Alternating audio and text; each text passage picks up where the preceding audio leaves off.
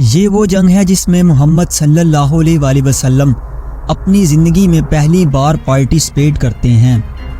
اس وار میں رسول اللہ صلی اللہ علیہ وآلہ وسلم کی ایج جسٹ 15 ایئرز ہوتی ہے، لیکن عرب میں فجار کے نام سے 4 لڑائیاں ہوئی تھیں، اور جس لڑائی میں محمد صلی اللہ علیہ وآلہ وسلم نے پارٹیسپیٹ کیا تھا وہ چوتھی اور آخری لڑائی تھی۔ اس جنگ میں ایک طرف قریش اور ان کے ساتھ بنو کنانہ تھے اور دوسری طرف قیس اعلان تھے۔ اس جنگ میں قریش اور کنانہ کو لیڈ کرنے والا شخص حرب بن امیہ تھا، جو کہ ابو سفیان کا والد تھا۔ اب کیونکہ اس جنگ میں قریش کی طرف سے محمد صلی اللہ علیہ وآلہ وسلم کے سارے چچا بھی شریک تھے، تو آپ صلی اللہ علیہ وآلہ وسلم نے بھی انہی کے ساتھ شرکت کی۔ آخر اس جنگ کی کیا وجہ تھی جس میں دونوں قبیلوں کے کافی زیادہ لوگ مارے جا چکے تھے؟ عرب میں طائف کے مقام کے قریب ایک بہت بڑا بازار تھا۔ اس بازار میں ہر سال ایک میلہ لگایا جاتا تھا جسے عکاظ میلہ بھی کہا جاتا ہے۔ اب دوبارہ سعودی عرب میں اسی جگہ یہ میلہ منعقد کیا جاتا ہے۔ اس میلے میں مختلف قبائل اپنی اپنی بہادری کے کارنامے پیش کرتے، شعر و شاعری کے کمپٹیشنز ہوتے اور تجارت بھی ہوتی تھی۔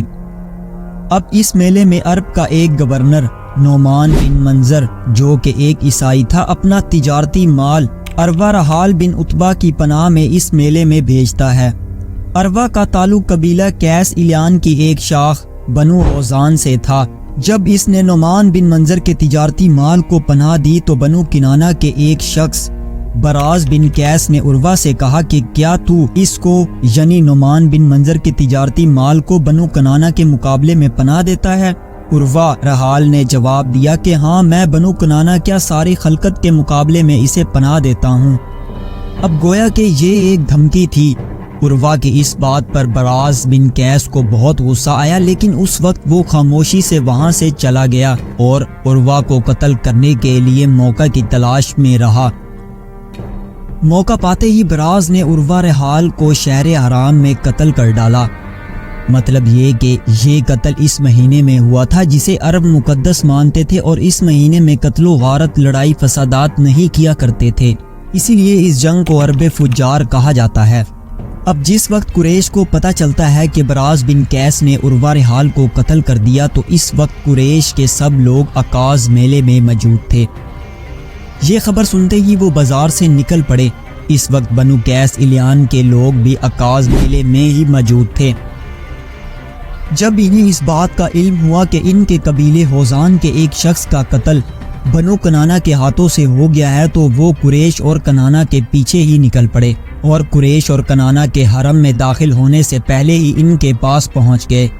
اب یہاں ان دونوں میں جنگ شروع ہوتی ہے، لیکن کچھ ہی دیر بعد جنگ ختم ہو جاتی ہے، اور پھر دوبارہ کچھ دنوں کے بعد یہ جنگ دوبارہ شروع ہوتی ہے، اور یہ وہی جنگ ہے جس میں رسول اللہ صلی اللہ علیہ وآلہ وسلم نے اپنے چچاؤں کے ساتھ شرکت کی، اور جنگ کے دوران آپ اپنے چچاؤں کو تیر تھماتے جو دشمنوں کی طرف سے آتے تھے۔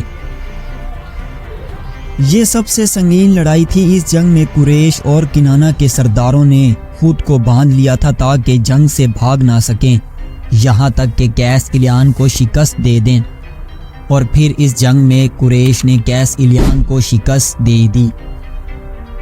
اب اس جنگ میں واضح طور پر قریش کو فتح حاصل ہوئی تھی، لیکن اکثر روایات سے ہمیں پتہ چلتا ہے کہ بعد میں دونوں قبیلوں کے بزرگوں نے جمع ہو کر کہا کہ ہم لوگ آپس میں ہی ایک دوسرے کا خون کیوں بہا رہے ہیں، اور اس طرح دونوں قبیلوں کے درمیان صلح ہو گئی تھی، اور اس طرح کئی لوگوں کی قتل و غارت کے بعد آخر کار یہ جنگ صلح پر ختم ہو گئی۔